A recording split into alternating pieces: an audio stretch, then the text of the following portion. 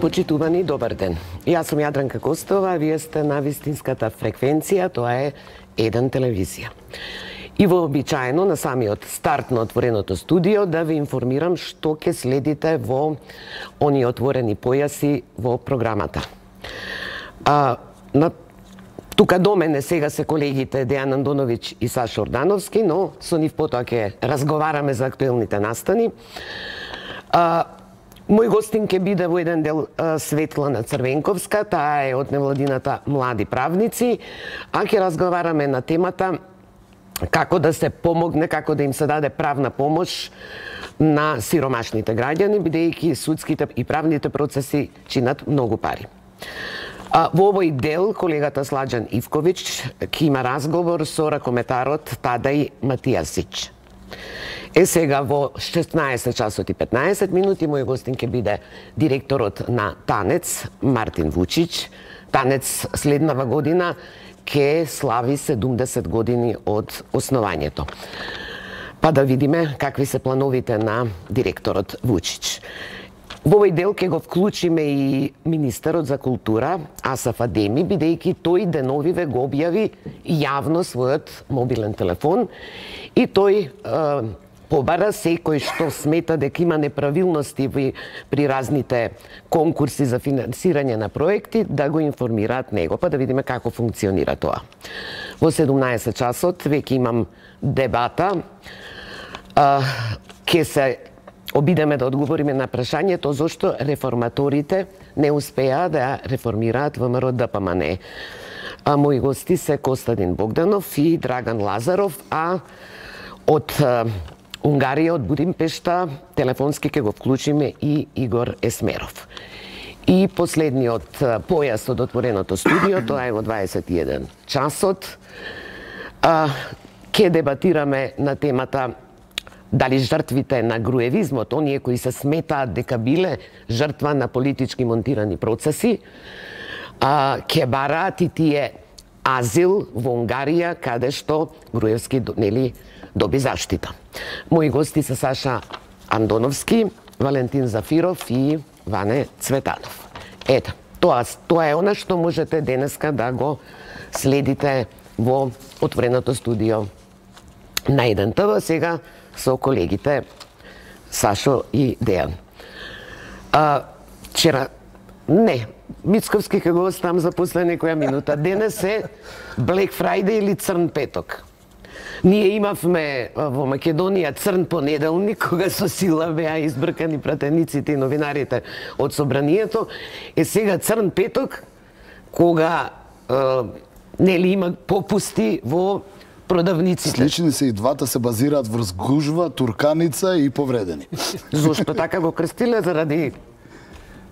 Црниот петок е шопинг празник, бидејќи е првиот... Тој е црн за семејните буџети.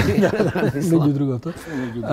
Бидејќи е првиот празник после Thanksgiving и е практично последниот викенд пред да фатат Крисмас распродажбите на Запад, каде што сега католичкиот Божик, каде што сега ќе фати една, како да кажеме, една потрошувачка треска, бидејќи почнуваат разноразни попусти и така натаму.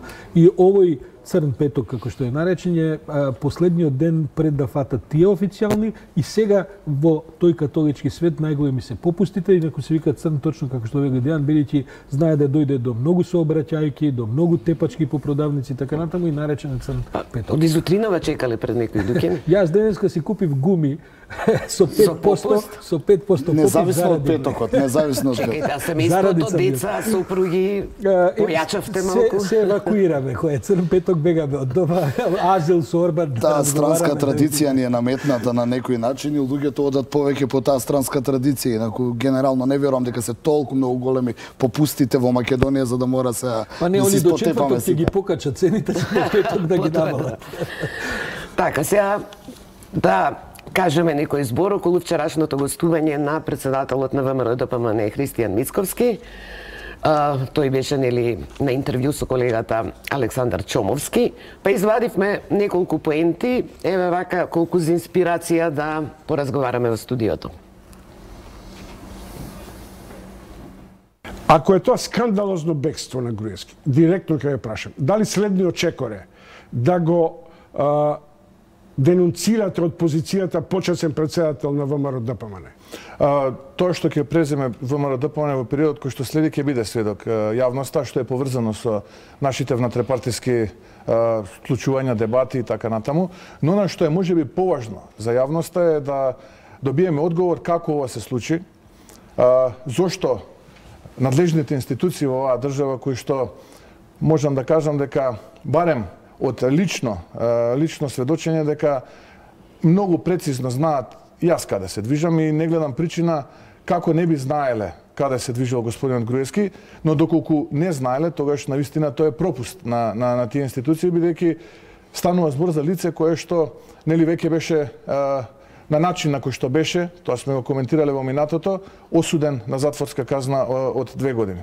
Исто така бевме сведоци дека тој во периодот претходно правил некакви активности кои што се поврзани со случувања кои што навистина можеби да значат нешто кое што во тој момент не ни изгледало за реално, но потоа се случило.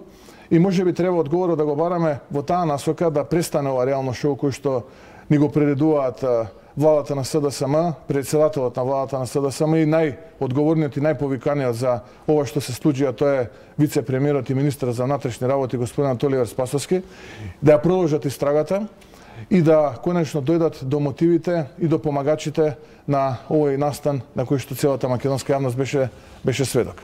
Со дел од вашите констатации и како јавна личност се согласувам и не ви представува многу кејф да ви давам шанса да се занимавате со ЗАЕ. Повеќе сум преокупиран со тоа што... Ама Чомски ние треба да дадеме шанса на јавноста, можеби она не се согласува. Можеби е добро на да слушне. Ја не ве ограничувам да правите рецензија на ЗАЕФ и на владата и тоа е ваше легитимно право.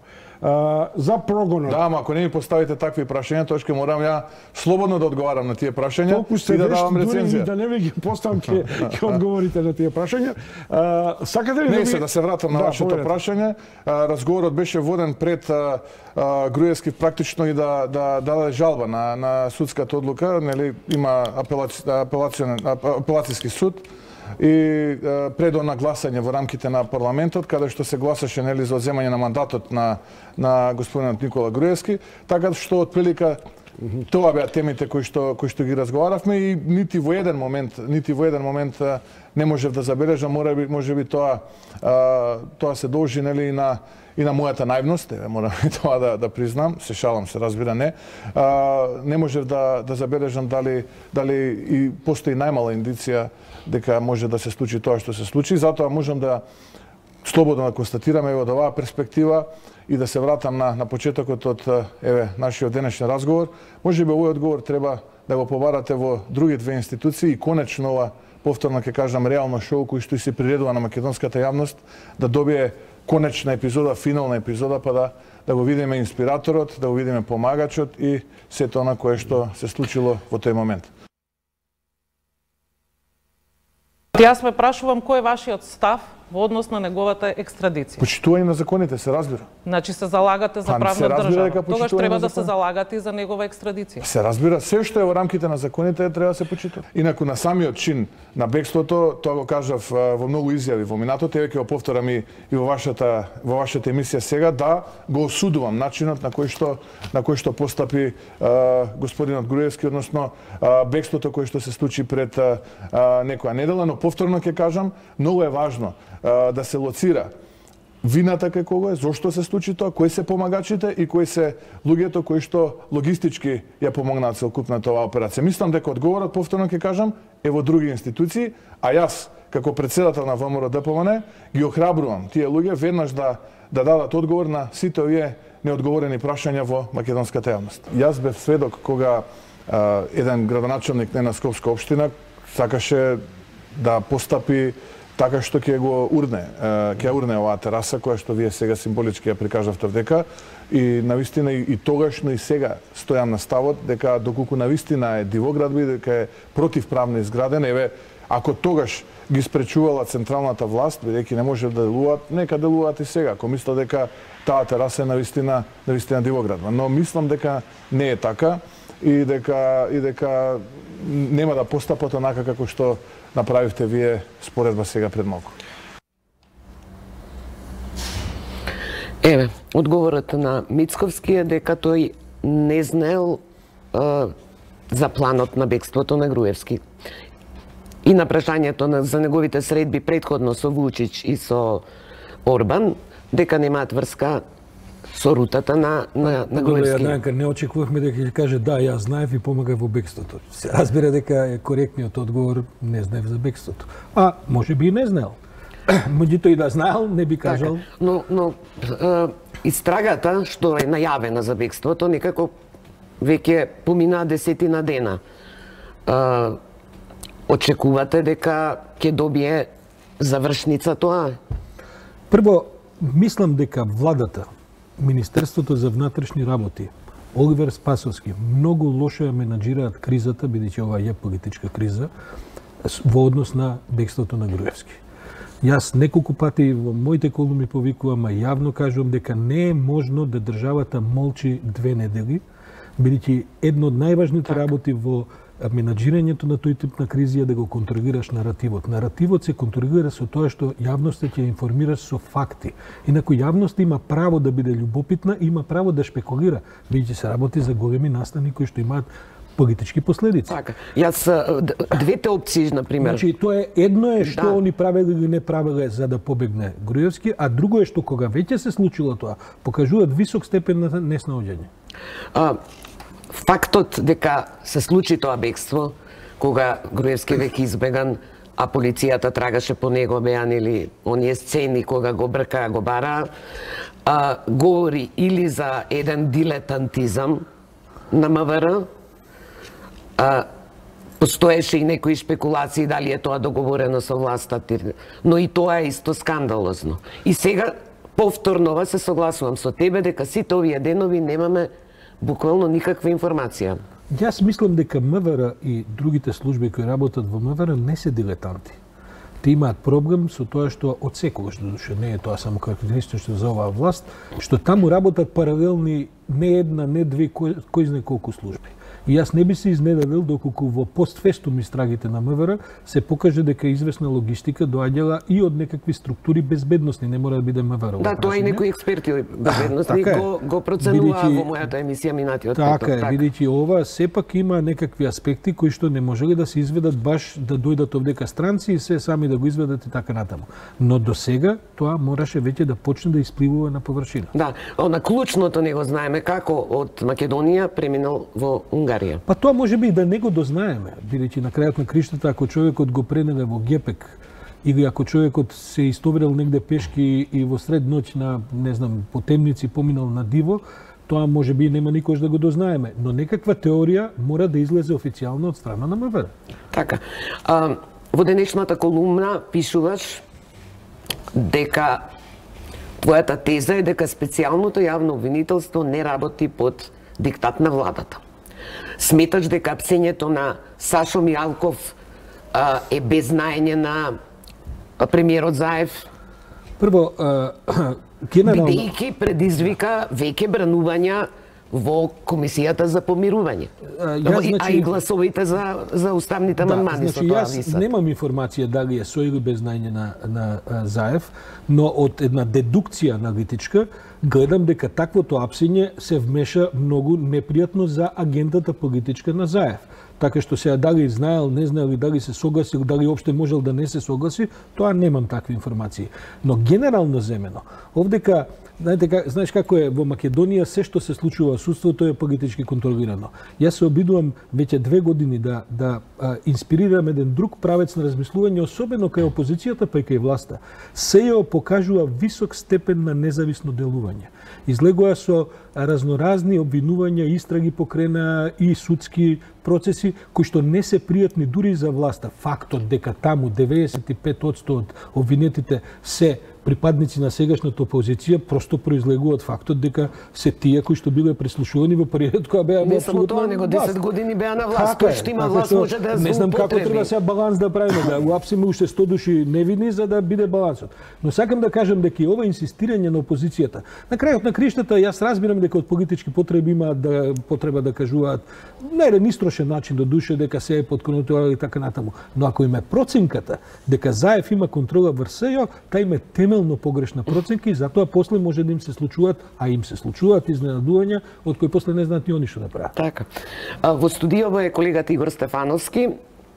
Да чуеме еве информации како денеска помина судскиот процес Титаник. Тоа е еден од најкрупните случаи што ги води СЈО заедно со прислушувањето Таргет тврдина, затоа што станува збор за изборни манипулации и ни за други работи кои навистина сметам дека се вака од клучна важност за да бидат расчистени, за да видиме како и врз која основа владеела ВМРО ДПМН начело со Груевски во тој период. Игор, како помина процесот денеска? Добар ден, Јадранка. Прво, на стартот од рочиштото имаше доцнење на спроводот на поранешниот министер за транспорт и врски Милјана Киевски и екс-владиниот генерален секретар Кирил Божиновски од Скопскиот истражен затвор во Шутка. Подоцна во текот на судскиот процес се одвои постапката за Никола Груевски се донесе одлука судот да му се суди во отсуство на поранешниот премиер, а бегалец Никола Груевски и всушност тој нема да ги слушне 200 преостанати телефонски разговори кои што се на тамошен, ако можам да кажам, репертоар на презентирање во Скопскиот кривичен суд по однос на изборните нерегуларности за Титаник. Имено во судница се најмногу доминираше гласот токму на Јана Киевски, а се разговара во однос на делови на тоа дека во текот на денот на вториот круг од локалните избори во 2013 година дека дел од партиските приврзаници не оделе на гласање, а Јана Киевски запишувал кој гласал, а ако некој не гласал, одел кај него навратилно се пракеле луѓе да ги приберат всушност за гласање. Јанкуловска во разговорите меѓу другото вели дека за Команово му кажува план на Јана Киевски како да земат победа за СДСМ, објаснувајќи да уништат 10 избирачки места. Добро, Игор. Благодарам. Милијана Киевски се провлекува, според колегите што следат судењето за 27 април, исто има активна улога во сите тие организирања и сега заврши, нели, сега е во притвор, како и главниот Сашо Мјалков, нели, Груевски Мјалков беа она што представуваше двоецот кој дрмаше со Македонија. Прво се гледа дека таму имало еден оперативен штаб во кој за жал Милијана Киевски во сите овие случувања игра една од главните улоги, но не е само тој, сите тие се лоцирани. Но не е мозокот на операција. Тој не е мозокот, тој е оперативецот, извршителот и очигледно многу способен, со уште некои луѓе околу него. Таму мозокот е сепак Груевски. Има еден друг мозок кој што исто така е обвинет, мислам дека и Протуџер играл улога во смислување на тие концепти, а мислам дека Мјалков бил главната полуга за притисок кога ќе требало да се аплицира одредена закана со сила и така натаму. Да кажам само да не пропуштам прилика, деновиве од како е уапсен Мјалков, според нашите информации, има жестоки притисоци врз судството од сами судии. И мислам дека тоа е многу лоша препорака за сите кои ќе учествуваат во тоа, бидејќи пак ќе кажам, и тие може би мислат дека со некакви политички притисоци ќе можат да издействуваат нешто што е елементарно во дометот на правната држава. А притисок да биде пуштен одредени лица од притвор. Така е. Конкретно Мјалков? Мислам дека се работи конкретно за Мјалков. Тој притисок го прават неколку судии. Ама го прават на пријателска основа со Мјалков? Па сега, нашите информации, моите информации говорат дека има одредени поврзаности помеѓу Мјалков и нив. Тоа никого се разбира, не има и по социјалните мрежи се споменуваат имиња, но немаме докази за да споменам. Да, споменуваме, но главниот притисок доаѓа од таму. Сакам да кажам дека во ова море на шпекулации што се прави, потоа политичката одговорност за тоа доколку се случи ефектуирање такви притисоци, ќе отиде кај политичарите и да бидат свесни за тоа. Бидејќи во тоа учествуваат сега некои кругови кои што имаат разноразни инспирации кои што нема да се испостави после дека се учесници биле во разни работи кои што се случуваат. Така. Ај сега да преминеме малце на регионалниве тензии, кога велиме регионални, одиме Косово-Србија. Толку имаме тензии што регионалниве некако ни се гледаат као светски. Па целиот регион, не целиот, ама овој Западен Балкан и те како влијаат и врз Македонија. Има една мисла стално од време на време ја соопштувам или кажам, а тоа е на Балканот, особено на Западен Балкан, биди песимист и никогаш нема да промашиш во прогнозите. Само зависност на степенот само. Така.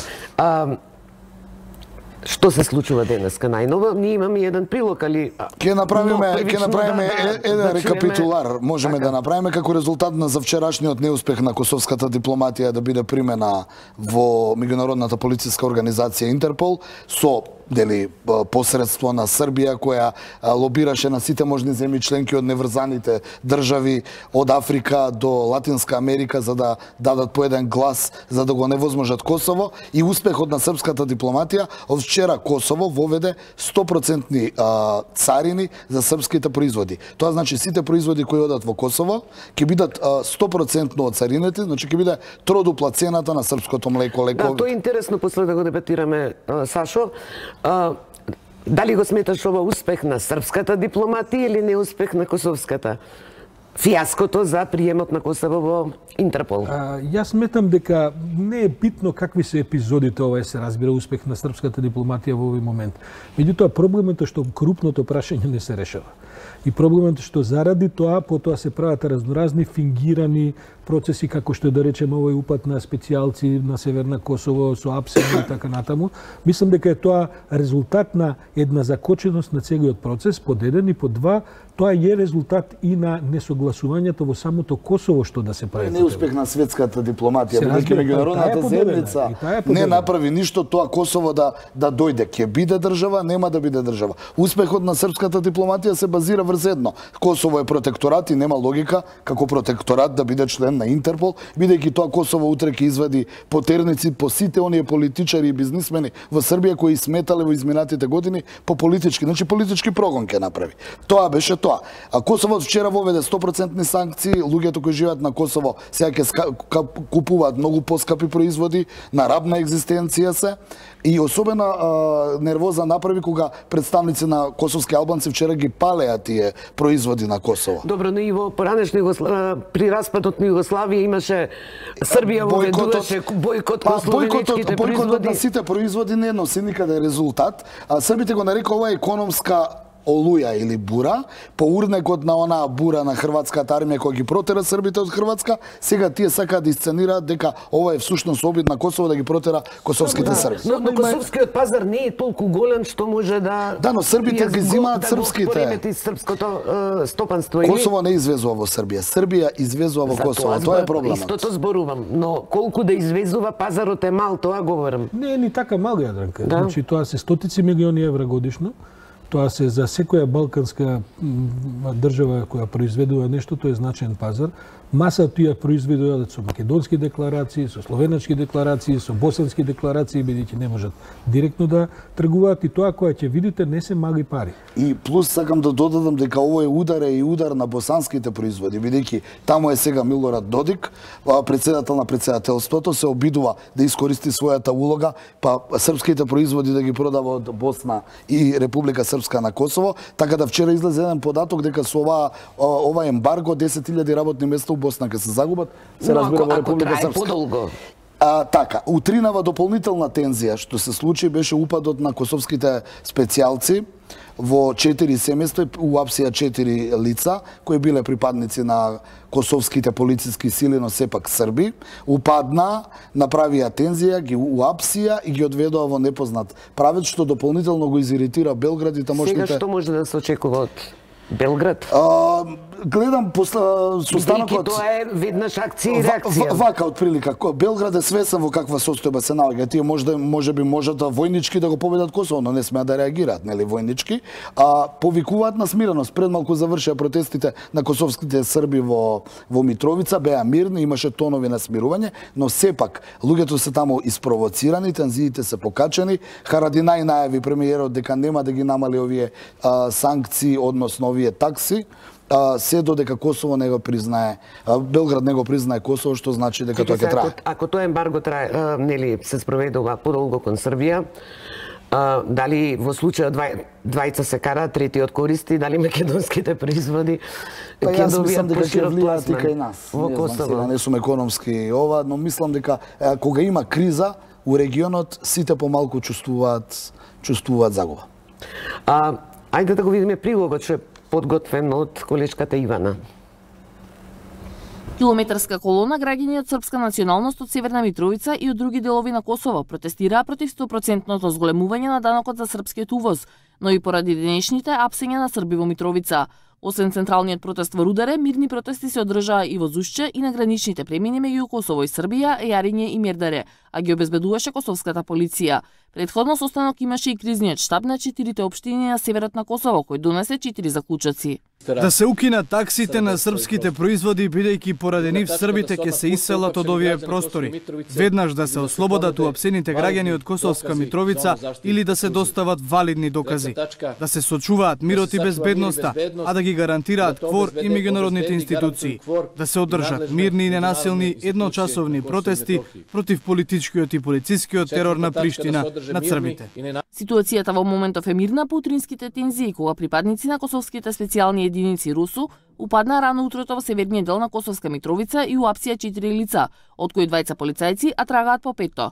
Подсомневање за тешко убиство во претрес на неколку станови и имоти, најдени се оружје и друг доказен материјал поврзан со се уште неразјаснетото убиство на лидерот на СДП Оливер Ивановиќ.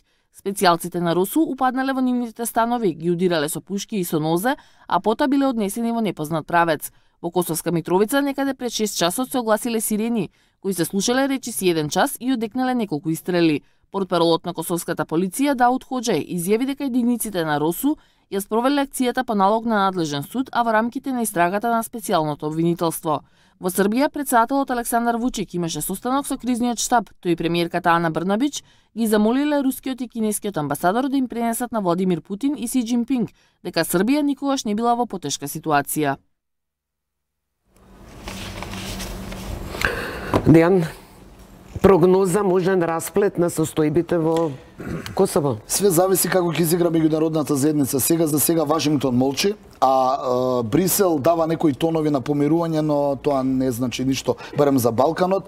Многу е важно да видиме дали на 28 како што е најавено од Приштина ќе биде формирана косовската армија, зашто има преќут на согласност од Вашингтон. Доколку дојде до тоа не можам ништо да прогнозирам, но се надевам дека после 10 на дена сепак ќе паднат тензиите, бидејќи регионот мора да дојде напред, а не да се враќа пред 20 години во конфликти, судири и останати проблеми. Ајде нашиот проблем овде, а тоа е договорот од Преспа.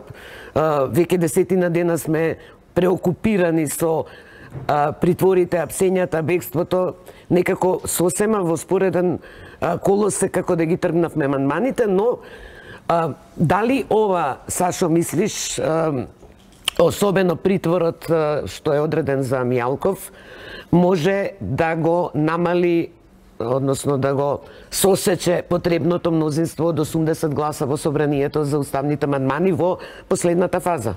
Прво мислам дека никој од нас точно не знае, има една митолошка приказна околу тоа колку Мијалков работел да се создаде тоа мнозинство и така натаму. Никој баш точно не знае колку е тоа така. Сигурно, веројатно имал допир со неколку пратеници врз кои што можел да влие, но не е клучниот. Но дали бил превладувачкиот фактор, тоа останува да се види. Второ, нормално дека у првите денови по таков еден како да го именувам, шокантен настан, валда за целата јавност е шокантност, бидејќи и бегството и притворањето е еден шок, носи одредени реперкусии за вознемирување и кај овие кои што се директно во процесот. Но трето, гледате на крај кога ќе се слегне целиот мил која ќе падне на дното. На крајот, знаете како, сега Заев им оди на пратениците и им вика, видите, Заев сега им вика, Мијалков веќе го нема, со мене ќе разговарате. Дури ако некогаш Мијалков и го имало во приказната. Така што мислам дека ние сме повторно таму кај што сме.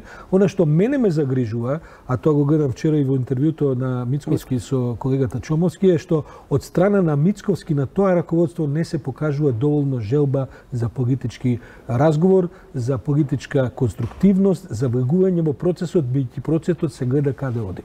И тоа е она што во суштина ја кочи работата, бидејќи јас и понатаму верувам дека во капацитетот на другите пратеници кои што не се во овие кои што гласаа со 80, таму има луѓе кои би гласале доколку видат една конструктивна позиција и од сегашното ВМРО. Но и тие може да бидат потоа исклучени од партијата. Па така ја тргна работата Мицковски со сето тоа што практично он беше влезен во една слепа улица, кул-де-сак што викаат, во една слепа улица и сега врти кругчиња во таа слепа улица, ама он е политичар. На крајот мора да ја најде улицата да се врати назад, бидејќи ниту неговата партија, ниту ни државата нема од тоа никаква корист. Ни на среднија, особено не на долги стази. Добро, но и сите пораки што ги добиваш од европски државници, пораки од Вашингтон, само писмото негово кон Мичел од Вашингтон, онака остро, и кога ќе им биде кажано дека ја води партијата во изолација, тој вели не е, се среќавам со... Мислам дека Ѓорѓи Спасов беше овде кај ова студио пред 5-6 дена и тој направи една релативно добра анализа. Да, ја гледав точно. Во онаа смисла дека Мицковски се постави десно и оди само кон подесно.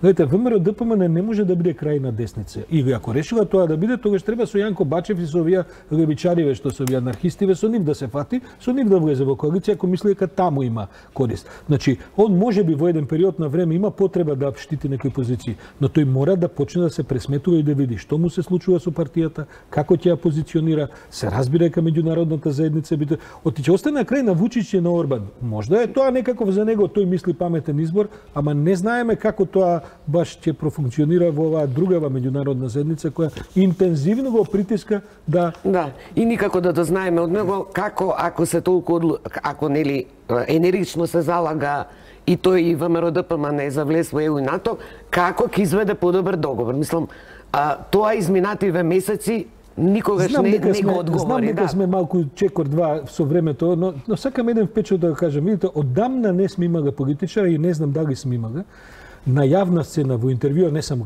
вчера со Чомовски, туку генерално, кој што е толку евазивен во одговорите. Значи, толку многу избегнува да одговара јасно на прашањата. Да се нема став за клучни теми, да се тие прогласуваат за хипотетички, да се избегнуваат во разноразни празни реторики. Тоа, може би, тој мисли или верува дека го надбудил новинарот, но на крај во јавноста тоа се рефлектира со ова кој што го читаме низ анкетите. Неговиот кредибилитет е таков каков што е, бидејќи не чувствуваат дека има одговор за вистинските прашања кои што се предвижда.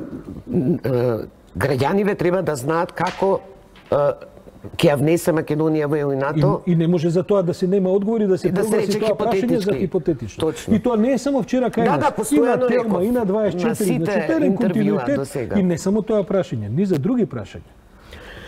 Ви благодарам за овој прв дел, нели?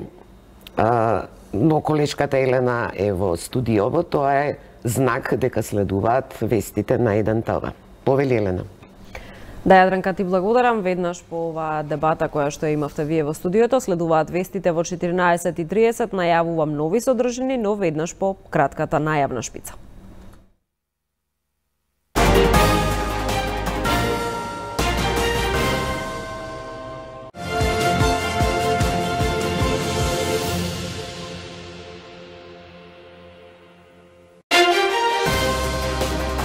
Во отворено студио 1 ке гледате 70 години танец. Какви се плановите на новиот директор Мартин Вучич? Колку државата го поддржува овој символ на македонскиот фолклор? Зошто реформаторите не успеаја да ја реформираат партијата и завршија на клупата за резерви? Каква е еднината на ВМРО ДПМН со селекторот Христијан Мицковски и почесен, ама осуден председател како азилант Никола Груевски? Дебата со Костадин Богданов, Драган Лазаров и телефонскиот Будимпешта Игор Есмеров.